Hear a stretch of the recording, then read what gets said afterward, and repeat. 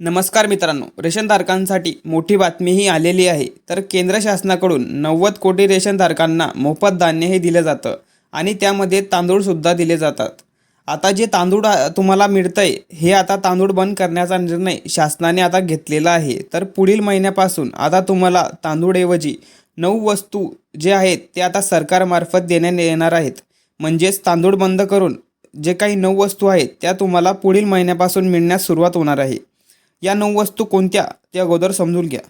तर गहू मिळेल तुम्हाला आणि तांदूळऐवजी तुम्हाला डाळी मिळणार आहेत. हरभरा मिळेल, साखर मिळेल, मीठ मिळणार आहे आणि मोहरीचे तेलसुद्धा मिळेल. मैदा मिळेल, सोयाबीन मिळतील आणि मसाले मिळणार आहेत. तर अशा प्रकारच्या 9 वस्तू तुम्हाला तांदूळऐवजी आता रेशनधारकांना मिळणार आहेत आणि या 9 वस्तू तुम्हाला पुढील महिन्यापासून मिळण्यास सुरुवात होणार आहे. तर हा निर्णय तुम्हाला कसा वाटतोय याबद्दल तुम्ही कमेंट बॉक्समध्ये सांगू शकतात. महत्त्वपूर्ण हा व्हिडिओ सर्वांना शेअर करा आणि चॅनलला सबस्क्राईब करा.